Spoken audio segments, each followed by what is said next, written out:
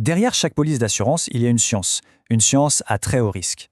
Ça s'appelle la théorie de la ruine. En gros, c'est la discipline qui calcule le moment exact où une promesse financière, elle se brise. Allez, on va regarder ça de plus près. En fait, tout part de cette question qui est assez folle quand on y pense. Comment une entreprise peut promettre de couvrir une catastrophe qu'elle n'a jamais vue, un ouragan d'une violence inédite, une crise financière mondiale? C'est précisément ce genre de casse-tête que la théorie de la ruine essaie de résoudre. Alors, pour comprendre comment ils font, il faut d'abord comprendre de quoi ils ont peur. On va donc plonger dans leur modèle économique et dans le risque qui les hante en permanence, la ruine. Pour faire simple, imaginez la réserve de risque comme un grand réservoir d'eau. Les primes d'assurance, c'est un petit filet d'eau qu'il remplit en continu.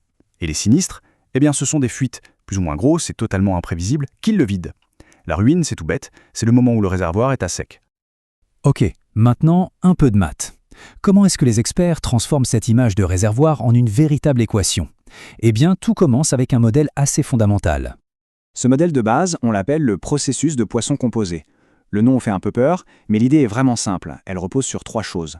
D'abord, on a un revenu stable et prévisible, les primes qui rentrent. Ensuite, on a des sinistres qui arrivent de manière complètement aléatoire. Et enfin, le montant de chaque sinistre est lui aussi totalement imprévisible.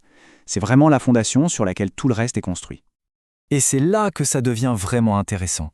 Parce qu'en fonction de la nature des sinistres, l'assureur ne vit pas dans un seul monde, mais dans 2 réalités qui sont diamétralement opposées. D'un côté, on a le monde des risques qu'on appelle à queue légère. Pensez aux accidents de voiture. Bien sûr, c'est grave, mais les extrêmes sont plus ou moins connus, prévisibles. Et de l'autre, il y a le monde, beaucoup plus effrayant, des risques à queue lourde. Là, on parle de catastrophes sans précédent, un crash financier, une pandémie, des choses dont la probabilité ne disparaît jamais vraiment. Et cette distinction, elle change absolument tout. Ce tableau, même si les formules peuvent paraître complexes, il nous dit quelque chose de fondamental. Pour les risques légers, plus on met d'argent dans la réserve, plus on est en sécurité, et ça marche de manière exponentielle. C'est super efficace. Par contre, pour les risques lourds, on peut accumuler un coussin financier gigantesque, ça ne suffira peut-être jamais. Le danger reste là, latent. Et voilà tout le nœud du problème, parfaitement résumé par cette citation. Toutes nos données nous parlent du passé, des événements qu'on a déjà vus. Mais la ruine, elle, est causée par l'inconnu, par ce qui n'est jamais encore arrivé. C'est le grand paradoxe de ce domaine. Mais bien sûr, le monde réel est plus compliqué que ça. Le niveau de risque n'est pas constant. Et surtout, les entreprises n'attendent pas la catastrophe les bras croisés. Donc il faut rendre les modèles plus réalistes. La réponse évidente est non. Bien sûr que non.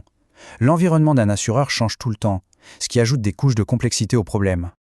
C'est pour ça que les modèles plus sophistiqués intègrent ces changements.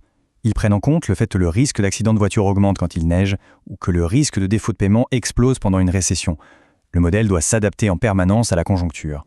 Du coup, face à tous ces risques qui bougent, est-ce que les entreprises peuvent faire quelque chose? La réponse est oui, absolument. Elles ne sont pas passives, elles peuvent gérer leur exposition à la ruine de manière très active. Pour ça, elles ont principalement 2 armes. La première, c'est la réassurance. En gros, c'est un peu comme prendre une assurance pour son assurance, pour partager le poids des sinistres vraiment géants. La deuxième, c'est l'investissement. Faire travailler l'argent de la réserve pour qu'elle grossisse d'elle-même et pas seulement avec les primes. Et on arrive au point crucial. En ajoutant toutes ces variables du monde réel, l'économie, les investissements, la météo, nos modèles deviennent bien sûr beaucoup plus précis, mais ils deviennent aussi beaucoup trop complexes pour une simple formule magique.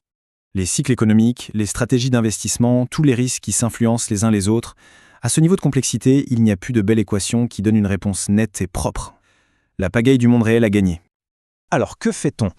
C'est là que la simulation entre en scène. Puisqu'on ne peut plus calculer la réponse, on va la tester. On demande à des ordinateurs surpuissants de jouer des millions de scénarios de futurs possibles, encore, et on se contente de compter le nombre de fois où l'entreprise fait faillite. C'est une approche un peu force brute, mais c'est incroyablement puissant. Mais il y a un dernier piège. La ruine, par définition, c'est un événement rarissime. Donc, même en lançant des millions de simulations, on risque de ne jamais la voir se produire. C'est un peu comme chercher une aiguille dans une botte de foin numérique. Il faut donc utiliser des techniques de simulation très astucieuses pour, en quelque sorte, forcer ces événements rares à apparaître plus souvent, juste pour pouvoir les étudier. Finalement, la théorie de la ruine, c'est un vrai exercice d'humilité. C'est l'art de se préparer pour le futur, tout en acceptant une idée assez vertigineuse. L'événement qui compte le plus, celui qui peut tout faire basculer, est peut-être un événement qui n'a encore jamais eu lieu. C'est cet équilibre fragile entre la rigueur des maths et l'acceptation que le futur gardera toujours une part de mystère.